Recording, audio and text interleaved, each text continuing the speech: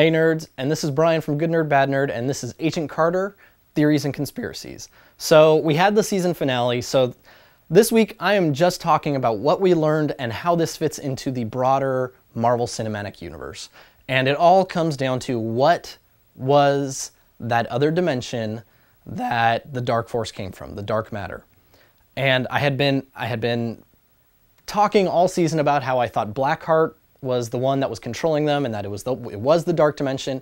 But after this week, I kind of think that it's actually the Cancerverse. This is based on what Wilkes said as he was describing it. It's based on how Whitney was shot and wasn't hurt, and a lot of other things. But so let me first explain what the Cancerverse is. The Cancerverse is a universe where death was eliminated. It's a reality where nothing dies and life has expanded exponentially. So this has resulted in a universe-wide, what they consider a living corpse. Nothing dies. It's like a giant zombie universe, except they're not really zombies. It's just nothing dies. Eternal life is fueled by the... okay, so this universe is ruled by the many-angled ones, also referred to as the Old Ones. Think H.P. Lovecraft monsters, kind of the nightmares of demons is how they're described. And every living being in that universe has become corrupted and turned into a servant of one of these creatures. Now, this dimension, it's ruled by these guys, and there's one in particular that I think is going to come into play into the broader Marvel Cinematic Universe, and his name is Shuma-Gorath. And he's been trying, along with the other ancient ones, or many-angled ones, he's been trying to invade the Earth 616 universe and dimension for over 1 million years. And he's been here, he's been banished, and back and forth. And most recently, he essentially possessed the Ancient One. The Ancient One is the master of Doctor Strange. And in order to defeat him, Doctor Strange had to kill his master. I mean, that's the quickest way to, the simplest way to explain it. He had to kill him. He essentially did it in a way where Shuma-Gorath was trapped in the Ancient One's brain, and the Ancient One ascended into a cosmic being. And that trapped Shuma-Gorath so that he could not invade Earth.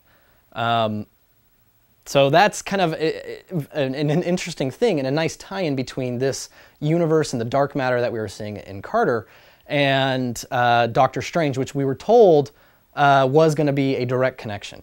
Now, how does this still continue to play out for the Marvel Cinematic Universe?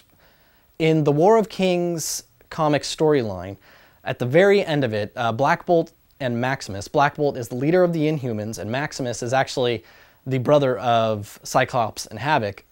This won't happen in the MCU, but it's important for what happened. In their final conflict, Black Bolt detonated a T-bomb, which is a bomb made of Terrigen crystals, and it was so devastating and powerful, it caused a rift that opened up a gateway between the Cancerverse and our reality. This allowed for an invasion and for Shuma-Gorath's worshippers and followers to just kind of pour through. They were looking to expand into this universe, and this rift gave them that option.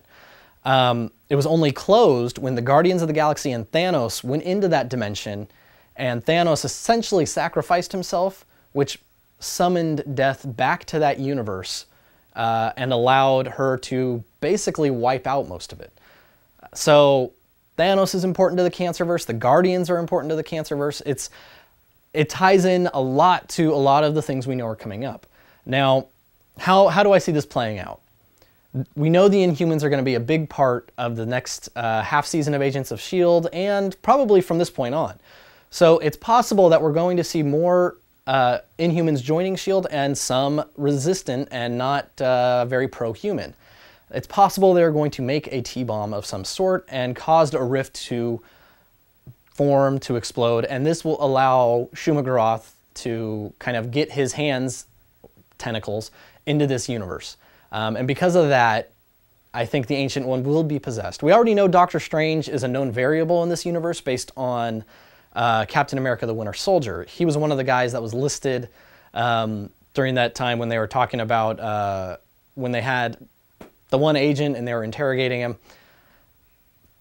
it's kind of a leap because the movies and the TV shows don't necessarily play well together, but it's very possible that this is how this is going to be the dark forces and the demons that Doctor Strange is going to fight, and he's going to have to actually do battle with his master, the Ancient One, because he's possessed. So this is it's a stretch, but I think this makes a lot of sense, and this will be how Doctor Strange becomes the Sorcerer Supreme.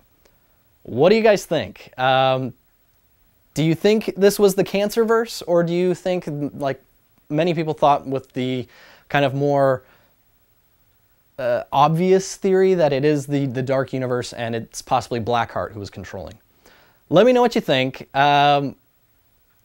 We've got a long time until either more Carter or Doctor Strange, so make sure to stay here because I will be doing my Agents of S.H.I.E.L.D. theories and conspiracies, and I've got a bunch of other shows that I'm covering. So until next season, fingers crossed, this has been Brian from Good Nerd Bad Nerd, and this has been Agent Carter, Theories and Conspiracies.